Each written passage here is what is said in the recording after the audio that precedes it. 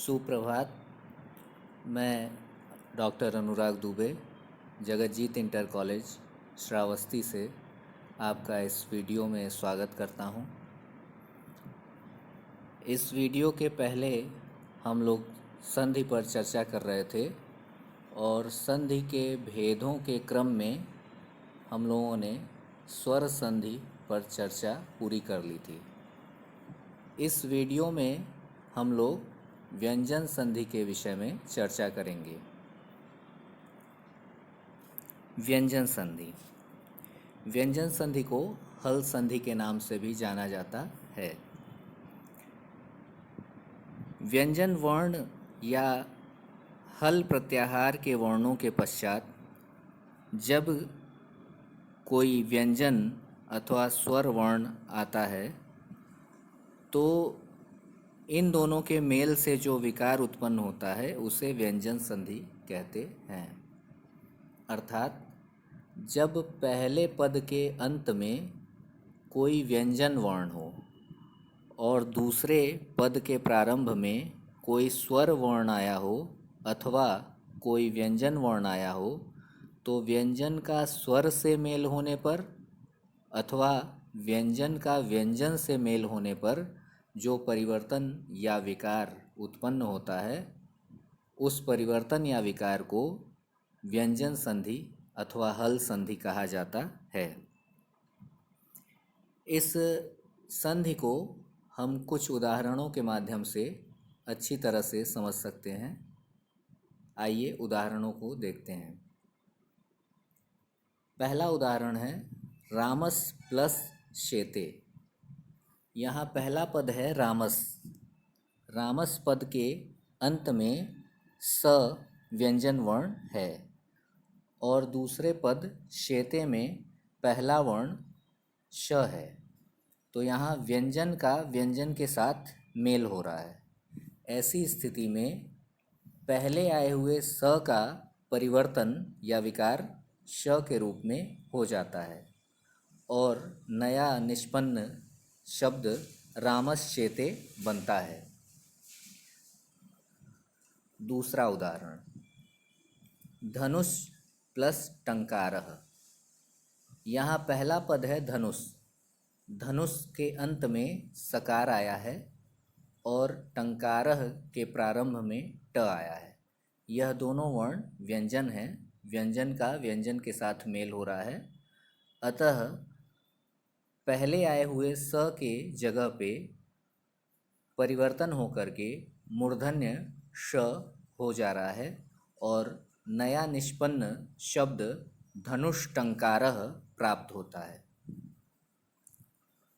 तीसरा उदाहरण है जगत प्लस ईशः। यह व्यंजन और स्वर इस मेल का उदाहरण है। पहले पद के अंत में त व्यंजन वर्ण आया है और दूसरे पद के प्रारंभ में ई यह स्वर वर्ण आया है। इस प्रकार यहाँ पे व्यंजन का स्वर के साथ मेल हो रहा है। तो पहले आए हुए त वर्ण का परिवर्तन द के रूप में हो जाता है और ई से मिल करके वो दी हो जाता है और नया जो निष्पन्न शब्द हमें प्राप्त होता है वह जगदीशः है। लभ धन स्यते। पहला पद है लभ जिसके अंत में भ व्यंजन वर्ण है और दूसरा पद है स्यते, इसके प्रारंभ में स व्यंजन वर्ण है। यहाँ व्यंजन का व्यंजन से मेल हो रहा है। तो पहले आया हुआ जो भ वर्ण है वह परिवर्तित होके प हो जा रहा है और नया पद प्राप्त होता है लप्स्यते। हरिम धन वंदे। यहाँ पे पहले पद के अंत में म है और उसके पश्चात दूसरे पद के प्रारंभ में व है।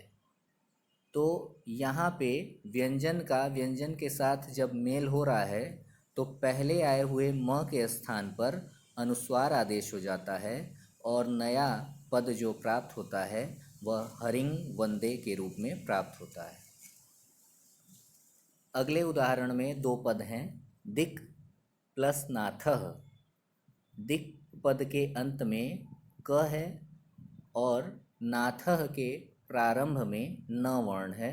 यहाँ पर भी व्यंजन का व्यंजन के साथ मेल हो रहा है। तो यह परिवर्तन दो रूपों में सामने आता है। पहला जो परिवर्तन है वह यह है कि क के स्थान पर ङ हो जाता है और दूसरा परिवर्तन है कि क के स्थान पर ग हो जाता है। यह दोनों परिवर्तन दो अलग अलग सूत्रों से होते हैं। तो जो नए पद हमें प्राप्त होते हैं वो भी दो प्रकार के प्राप्त होते हैं। पहला दिङ्नाथः के रूप में और दूसरा दिग्नाथः के रूप में। इस उदाहरण में पहला शब्द है चित और दूसरा है मयम। पहले शब्द के अंत में त व्यंजन वर्ण आया है और दूसरे शब्द के प्रारंभ में म व्यंजन वर्ण आया है। तो त का म के साथ मेल होने पर पहले आए हुए त के जगह पे परिवर्तन होकर के न लिखा जाता है। इस प्रकार जो नया शब्द हमें प्राप्त होता है वह चिन्मयम प्राप्त होता है। शांग धन तह, इन दोनों पदों में पहले पद के अंत में अनुस्वार है तथा दूसरे पद के प्रारंभ में तकार आया है। तो अनुस्वार का त व्यंजन के साथ मेल होने पर पहले आए हुए अनुस्वार के स्थान पर न लिखा जाता है। इस प्रकार इन दोनों पदों के मिलने से जो परिवर्तन होता है वह उस परिवर्तन से नया जो शब्द प्राप्त होता है वह शांतः प्राप्त होता है। उत प्लस लेखः, यहाँ पे पहला पद है उत और दूसरा पद है लेखः। पहले पद के अंत में त व्यंजन वर्ण है और दूसरे पद के प्रारंभ में ल व्यंजन वर्ण है। तो त और ल का मेल होने पर पहले आए हुए त वर्ण के स्थान पर ल लिखा जाता है। इस तरह से जो नया पद निष्पन्न होता है वह है उल्लेखः। तत् धन शिवः, यहाँ पर पहला पद तत् है जिसके अंत में त व्यंजन वर्ण आया हुआ है तथा दूसरा पद शिव है जिसके प्रारंभ में श व्यंजन वर्ण आया हुआ है। अतः यहाँ पे भी व्यंजन का व्यंजन के साथ मेल हो रहा है।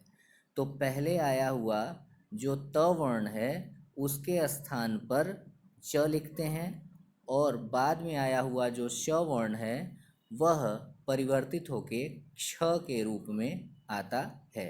इस प्रकार जो नया शब्द हमें प्राप्त होता है निष्पन्न होकर के वह तच्छिवः के रूप में प्राप्त होता है।